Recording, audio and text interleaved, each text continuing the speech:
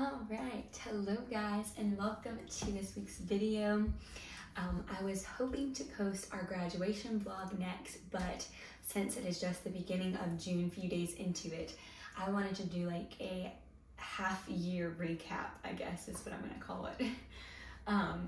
So it is June now, and I wanted to go over the goals that I set for myself this year, kind of reflect, and kind of just catch you up with that, because I wasn't doing YouTube at the beginning of the year when I set these goals, and I'm not usually a goal setter because I don't usually stick to them, and I just think they're kind of pointless because most people don't follow their goals, you know, whenever they set them at the beginning of the year. So I try to keep that in mind, just something written down that I could like look back on and refocus on again. So I did that, like I said, at the very beginning of the year, just made some goals.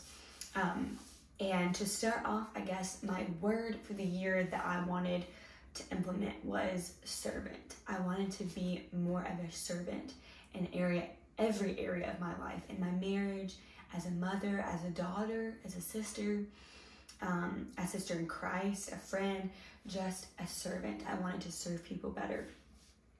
And I think I've sort of been achieving that, but can we ever really be too much of a servant? So I do want to focus my attentions toward that more, just serving others, whether that is making them food or just being a listening ear, or, you know, in different ways, just becoming a better servant for people, because that is what Christ has called us to do, is to spread the gospel and serve others. And spreading the gospel is one way that we serve others, but he came to be a servant, to serve those around him. And so likewise, I want to do the same thing.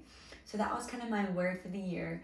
I do need to look back on and think back on this more. I'm going to be praying that the Lord would put that in the forefront of my mind whenever my selfish desires try to creep in, creep up, that the Lord would bring the word servant to my mind and help me to step back and say, am I being a servant in this situation, or am I only caring about my physical need or what I want right now?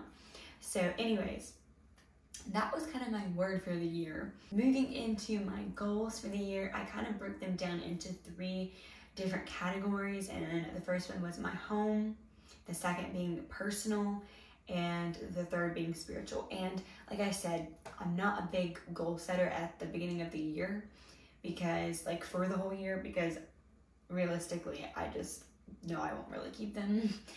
So I try not to put too much pressure on myself for these goals, and a lot of them kind of intertwine anyways.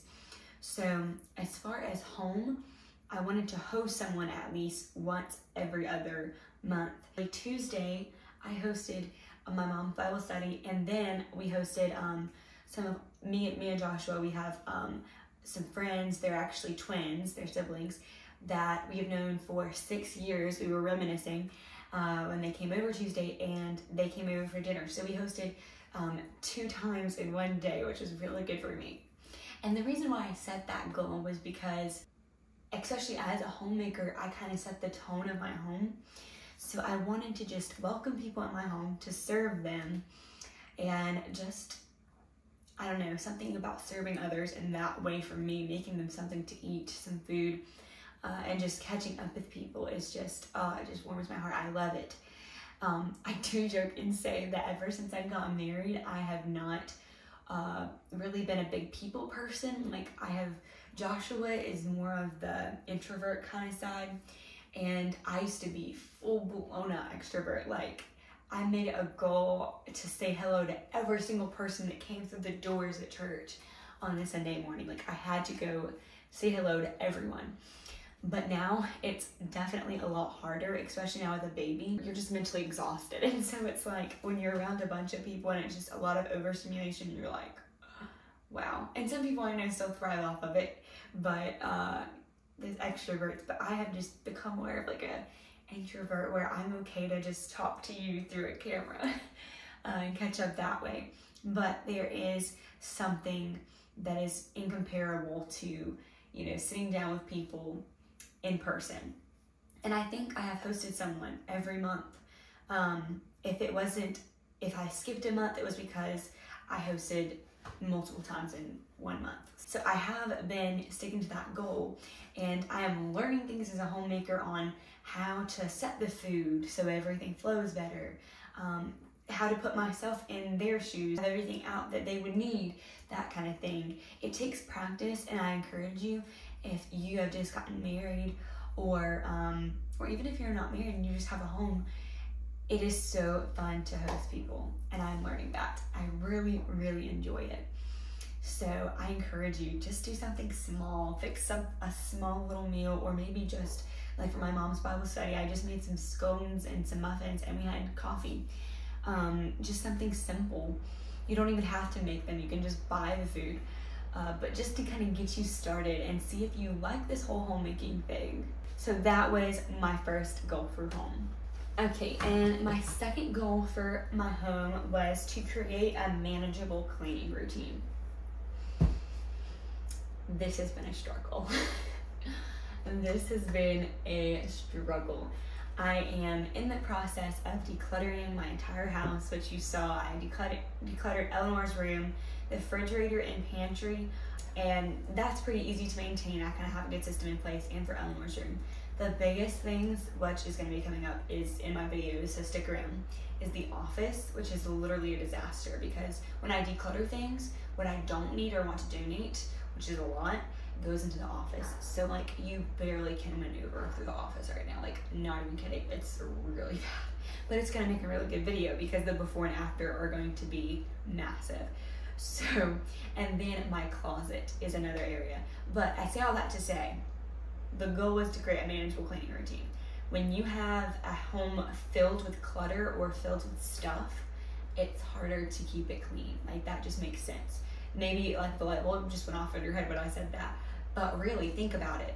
The less stuff you have, the less you have to clean and to manage.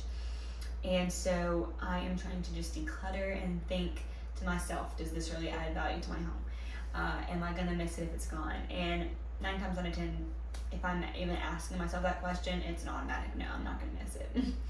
So I am working on creating a manageable cleaning routine, which, and I'm looking at this notebook because like I said, this is where I wrote all my goals at.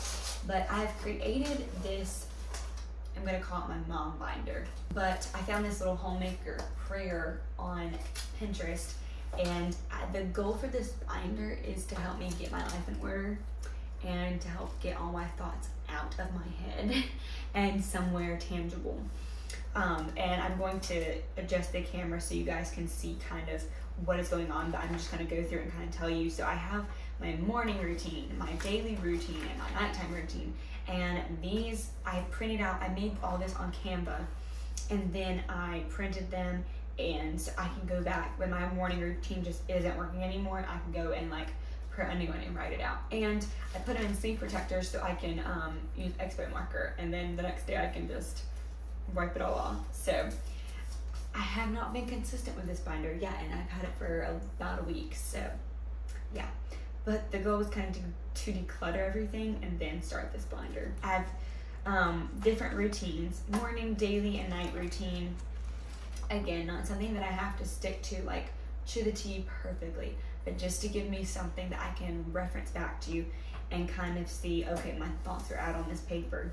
They're not just running around in my brain.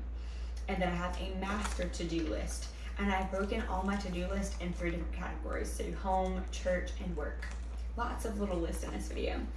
And I encourage you, if you're a mom and you just feel like you keep forgetting every date of different things and you forget what you need or whatever, if you just want something tangible, just get a cheap binder and make your own. You can even write these out instead of printing them. But so yeah, I have a master to do for every single day of the week. And I tried to keep it realistic. So like on Wednesday, I don't have like a room housework. Like I said, I broke them down into 3 different groups: home, church, and work. And so for home, like Monday is bedrooms and laundry and dishes. Laundry and dishes is every day, laundry is every other day. But anyways, Tuesday are the bathrooms. Wednesday, realistically, it's too busy of a day for me with church and stuff. So, and to get everything else. So that I'm just making a grocery order or getting, a list together for the grocery. Thursday, I don't have anywhere to be other than usually picking up my groceries. And so that day I get kind of a bigger task, which is the kitchen and the living room area, like the main middle of my house. And then Friday is an alternate, so I broke it down into weeks, 1, 2, and 3, 4. And then each week on a Friday, whatever week of the month it falls on, that's what I'll clean. Saturday is like my car and our porches, like that might just need to be swept off. And then Sunday meal prep, and dishes, of course, because dishes are never ending. And then for church, so I just have, and I'm not gonna go through, like I said, each and every one of these, because you really can like just modify it to how it works best for you. For the work, I have like checking my emails and things for YouTube. And what I will add to this is whenever I begin Bible college, that's when I'll start implementing. That's my work. When I used to work in childcare, like I had a routine down. And I know that's what a lot of stay-at-home moms struggle with. It's like you don't have a routine. You have to create the routine. And then you're the boss, so in your own home, so you have to make sure you stick to it. So I wanted to treat this, my home, as like my job. And so I felt like if I had a list that I could go through, then I would be more, accountable. That I would be more accountable to myself if I had a list. So yeah, then I have a meal planner, all my meals for the week, and it includes breakfast, lunch, and dinner. And I have like a master grocery list. I can just run through this list: produce, dairy, and fridge, baking, pantry, meat cleaning, things for the baby, Eleanor, other things to buy or order, a whole page. And I can actually stick sticky notes on here, so I don't have to write on them if I rather do a sticky note. But I also have like a master list of breakfast that I can rotate, and things that are also quick and easy, because again, breakfast, it seems like meals for me personally, they take a long time because I'm preparing the meal and then we're eating and then cleaning up, and it sounds pretty simple, but it takes a lot of time, especially with the baby. So if I have just a rotation of lunch and dinner and breakfast and snacks, even ideas, then I can just pull from one of those and be done. And Sunday, my goal is to prep food, so some things I can just grab from the fridge or grab from the pantry, and not have to completely cook a whole meal or something like that. So I kind of broke those down too, into food, and then personal. I have some habits to cultivate. But wish list. Okay, I'm gonna do this because it's literally what it sounds like. It's a wish list. Things that I want, things that Josh tells me he wants, or things that I think is a good idea for Eleanor. So when it comes to birthdays and Father's Day and Christmas, I have something going. So there we go. I'm gonna have a master packing list together for me, Josh, and Eleanor. A list of birthday appointments. The goal of this binder is to help me with goal number 2 of my home, and that's to create a manageable cleaning routine. Manageable as in it still may not get done, but I can get on a routine, and I have yet to do that, and it's been 6 months since I made that goal. I'm gonna kind of like rush through these personal ones, but the next section is personal. Work on impulse purchases, which I think I have done a lot better job. If I see something on Amazon, I let it sit in my list for a while before I put it actually in the cart, because then I can say, I really didn't need that. I was just kind of, if I want something, probably 8, maybe even 9 times out of 10, I will not just immediately buy it. Unless I know I need it and I'm gonna have to buy it eventually. Like for example, some swim diapers for Eleanor. I went ahead and purchased those because I know we're gonna be going to the beach this summer. I know we're gonna be going to the lake, to a pool, so you know what I mean? Like I know she's gonna need those. So I was like, oh yeah, I need those, so I just grabbed them. But not buying any clothes for myself. Okay, that one I have done really good. It's been 6 months and I only bought 1 piece of clothing for myself. And that was a pair of black shorts, and that was actually this past weekend when I went to Sam's Club, because they were Gap shorts. They were super soft, black, I think I mentioned that. And I can wear them with so many things, with everything. And a lot of my shorts were like pre-baby, and I just don't really feel good in them, and they just don't fit my body that great anymore. So that was the only piece of clothing I bought. Either my family members have bought me some clothes, or I've been given clothes. Like I had a friend who gave me a bunch of clothes to go through, and she was like, take whatever you want. And it was wonderful. But not to buy any clothes for myself. I only messed up once, and really it wasn't a mess up. I call it a success because I needed those. And then learned to make sourdough bread. Did that. Super excited about that. Okay, this next one. Read 1 book a month. And you may think, wow, Kelly, you can't read 1 book a month. You're right. I can't read 1 book a month. I have not finished a whole book. Finished Genesis in my Bible, but I have not read 1 book all the way through. I'm gonna leave that there and just, I would like to start reading more. But again, the season of life I'm in is busy, and it's about to get even more busy. When I start college, those are the books I'll be reading. So I just don't have a lot of time to just sit. And when I do, I'm on my phone. I know. I'm working on that as well.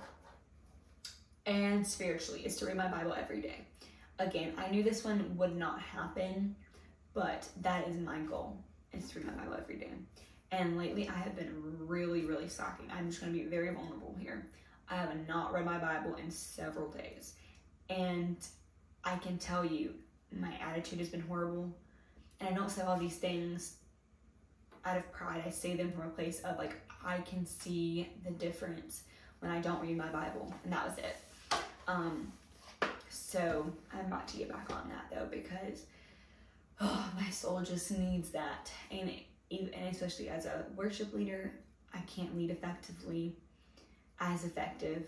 And I'm doing the congregation just an injustice whenever I'm not always in my word, constantly striving to just know more of the Lord. So I am going to be doing better on that as well. But that is kind of a recap. So that is a recap of the past 6 months. It is June. It is summer. I'm so excited.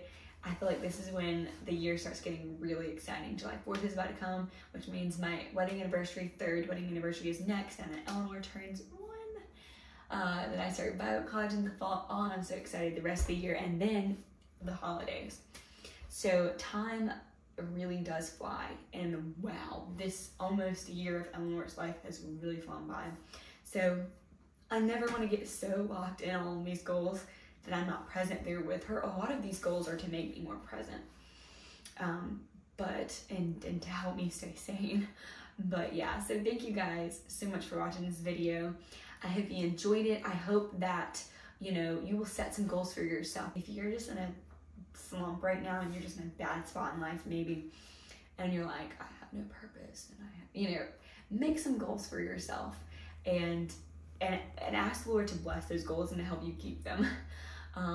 Because it's just exciting. It's exciting to set some goals. I'm a competitive person, so when I can be like, oh yeah, I did that, like hosting every other month, that one I've been so excited because I've achieved it, and it makes me just feel so good. My worth is not in my to-do list or my goal list, but it really does. It makes me feel better. So make realistic goals for yourself. So that is just like a recap. So thank you guys again so much for watching this video. If you enjoyed it, please give it a thumbs up. Please subscribe to my channel for more content, faith, ministry, and lifestyle content. And I will see you guys in the next one. Bye.